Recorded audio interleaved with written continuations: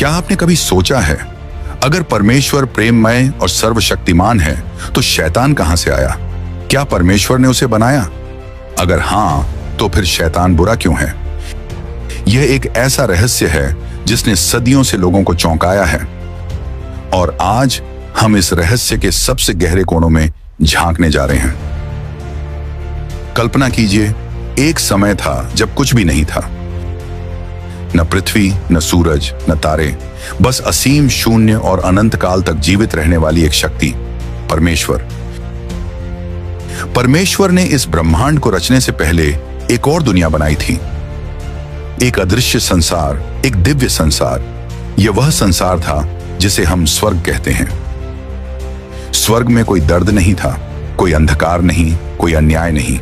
यह परमेश्वर की महिमा से चमक रहा था। वहां थे अनगिनत स्वर्गदूत, अद्भुत, शक्तिशाली, बुद्धिमान और तेजस्वी। बाइबल बताती है कि ये स्वर्गदूत किसी साधारण प्राणियों जैसे नहीं थे।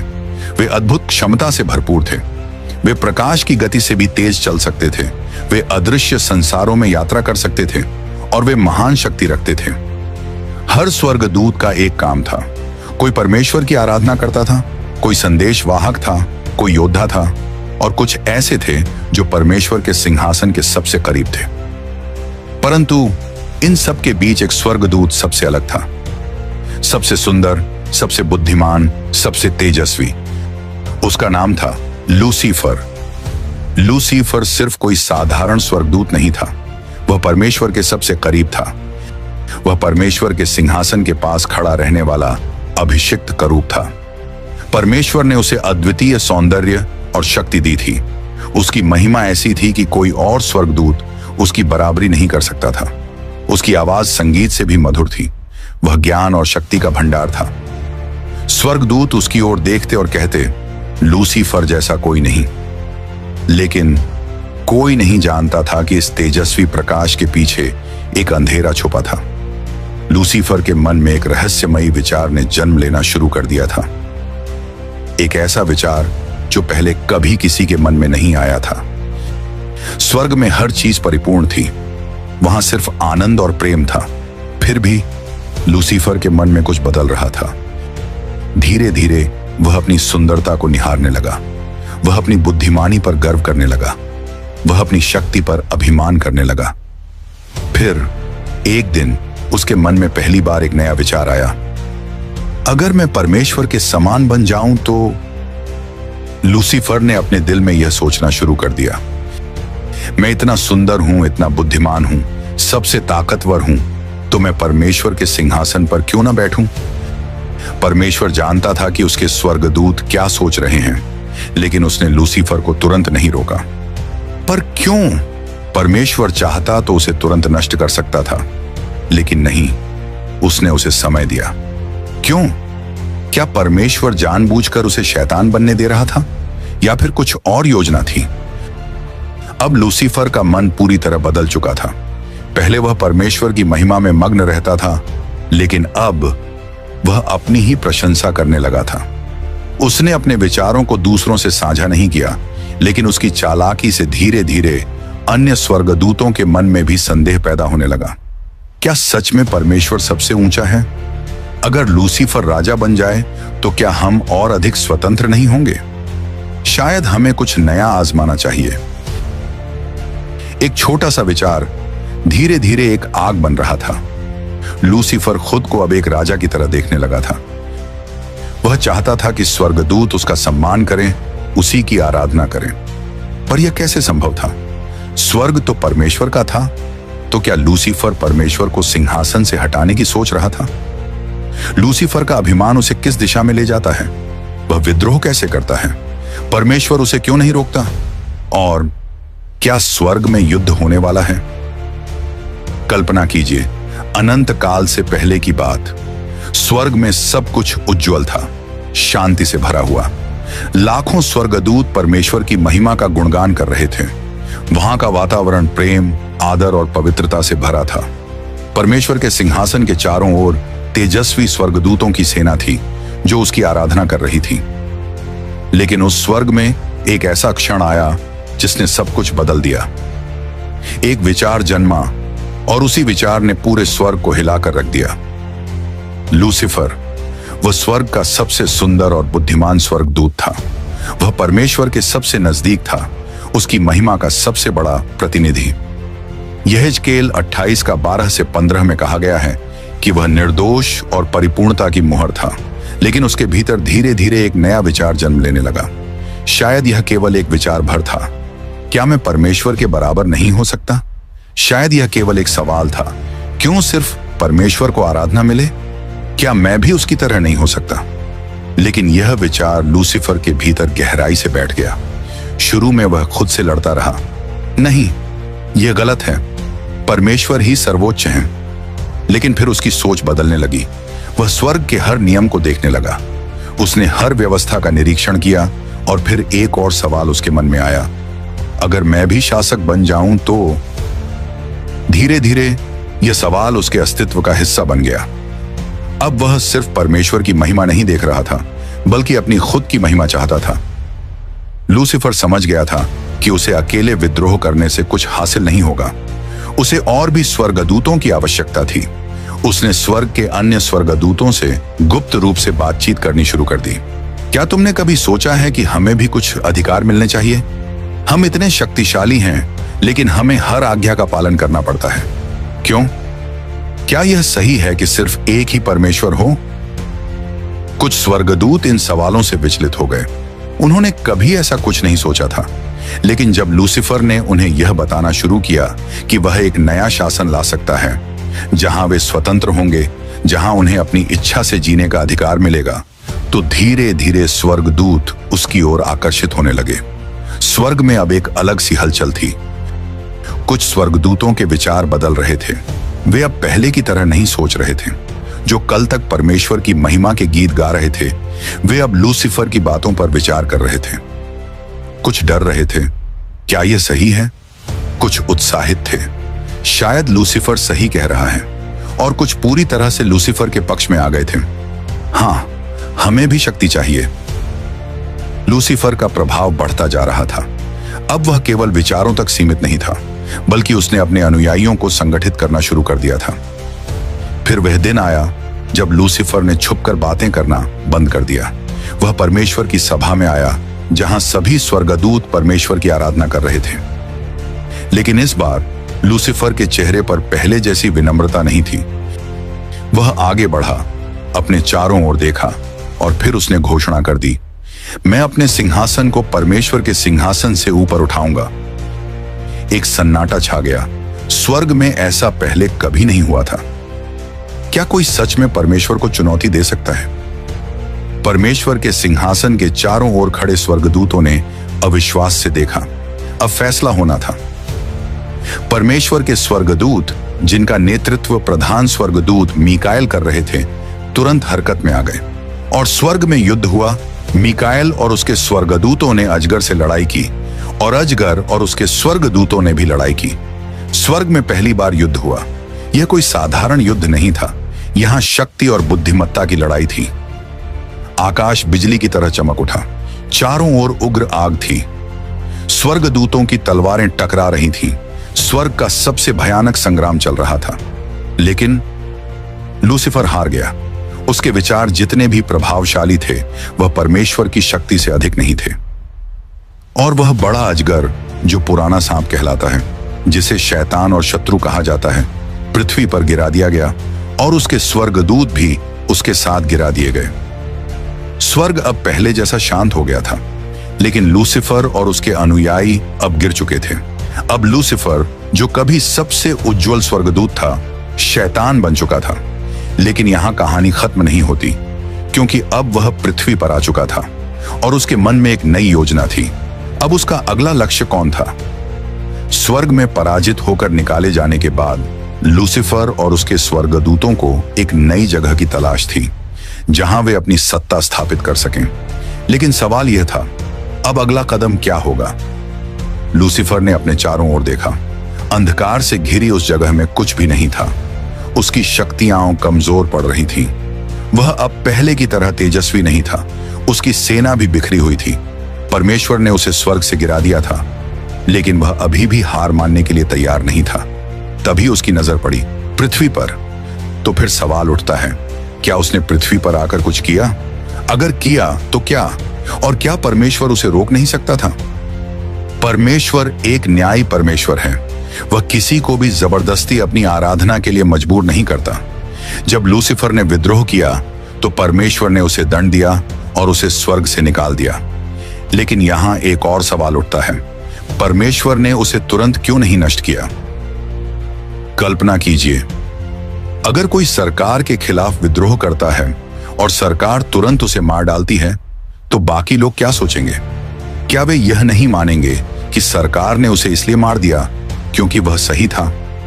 यही कारण था कि परमेश्वर ने लूसीफर को तुरंत नष्ट नहीं किया। उसे समय दिया गया ताकि उसकी सच्चाई सभी के सामने आ सके। परंतु लूसीफर ने इस मौके का गलत फायदा उठाया। वह सीधे पृथ्वी पर आया। पृथ्वी पर तब कुछ भी नहीं था, न मनुष्य, न पशु पक्षी, न पेड़ पौधे। यह शून्य और अंधकार से भरी हुई थी। लेकिन फिर कुछ ऐसा हुआ जिसने इतिहास को हमेशा के लिए बदल दिया।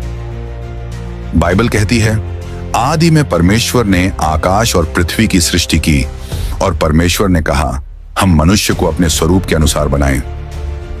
परमेश्वर ने एक नई दुनिया बनाई। उसने प्रकाश बनाया, आकाश और समुद्र बनाए, पेड़ पौधे, पशु पक्षी, हर चीज बनाई। और फिर सबसे आखिर में उसने मनुष्य को बनाया, आदम और हव्वा। यह लूसीफर के लिए एक बड़ा झटका था। स्वर्ग से गिरने के बाद भी उसमें घमंड और ईर्ष्या बनी रही। वह अब भी खुद को राजा समझता था। लेकिन अब उसने देखा कि परमेश्वर ने एक नई सृष्टि बनाई है, एक ऐसी दुनिया जहां नए प्राणी बनाए गए हैं। और सबसे बड़ी बात, परमेश्वर ने इन प्राणियों को भी स्वतंत्र इच्छा दी थी। लूसीफर को एक नई योजना सूझी। अगर मैं इन मनुष्यों को परमेश्वर के खिलाफ भड़का दूं तो शायद यह दुनिया मेरी हो सकती है। अदन का बगीचा स्वर्ग के समान था, सुंदर, शांति से भरा हुआ और परमेश्वर की महिमा से चमकता हुआ। आदम और हव्वा इसमें रहते थे और उन्हें केवल एक ही आज्ञा दी गई थी, तू भले और बुरे के ज्ञान के वृक्ष का फल न खाना, क्योंकि जिस दिन तू उसे खाएगा उसी दिन मर जाएगा। लेकिन लूसीफर, अब जिसे हम शैतान कहते हैं, इस मौके को जाने नहीं देना चाहता था। उसने खुद को एक सांप के रूप में बदल लिया और चुपचाप हव्वा के पास आया। और फिर उसने वह किया जो वह सबसे अच्छा करता है, छल। शैतान ने पूछा, क्या सचमुच परमेश्वर ने कहा कि तुम इस वृक्ष का फल नहीं खा सकते? हव्वा ने उत्तर दिया, हाँ, परमेश्वर ने कहा कि यदि हम इसे खाएंगे तो हम मर जाएंगे। शैतान हंसा और बोला, तुम मरोगी नहीं, बल्कि तुम परमेश्वर के समान हो जाओगी और तुम्हारी आंखें खुल जाएंगी। यह सुनते ही हव्वा के मन में शक आ गया। उसने फल को देखा, उसे अच्छा पाया और खा लिया। फिर उसने आदम को भी दिया और उसने भी खा लिया। और उसी पल कुछ ऐसा हुआ जिसने पूरी मानव जाति को बदल दिया। आदम और हव्वा ने परमेश्वर की आज्ञा का उल्लंघन किया और इसी के साथ पाप ने पहली बार इस दुनिया में प्रवेश किया। परमेश्वर ने उन्हें बुलाया और जब उन्होंने अपना अपराध स्वीकार किया तो उसने न्याय सुनाया, तू मिट्टी है और मिट्टी में फिर लौट जाएगा। मनुष्य अब मरने के लिए शापित हो गया था। शैतान यह देखकर खुश था। उसने सोचा, अब यह दुनिया मेरी है। लेकिन क्या सच में ऐसा था? क्या परमेश्वर ने उसे जीतने दिया? नहीं, परमेश्वर ने एक भविष्यवाणी दी, स्त्री का वंश तेरे सिर को कुचल देगा। यह भविष्यवाणी एक महान योजना की शुरुआत थी, एक ऐसी योजना जो शैतान को हमेशा के लिए पराजित कर देगी। उस दिन से लेकर आज तक शैतान लगातार इस दुनिया को बहकाने की कोशिश कर रहा है। उसने मनुष्यों के दिलों में पाप बढ़ा दिया, उसने सभ्यताओं को भ्रष्ट कर दिया, उसने दुनिया भर में युद्ध, दर्द और पीड़ा फैला दी। और सबसे बड़ी बात, उसने लोगों को परमेश्वर से दूर करने की कोशिश की। परमेश्वर के विरुद्ध उसकी यह लड़ाई अब भी जारी है। लेकिन याद रखें, परमेश्वर के पास एक योजना है और यह योजना शैतान की हार सुनिश्चित करेगी।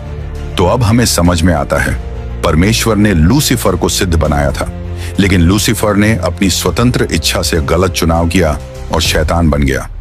उसे स्वर्ग से निकाल दिया गया, लेकिन उसने पृथ्वी पर आकर मनुष्यों को बहका दिया। आदम और हव्वा के पाप के कारण दुनिया में बुराई आ गई और यह लड़ाई आज भी जारी है। लेकिन क्या यह लड़ाई हमेशा चलेगी? क्या शैतान कभी पराजित होगा?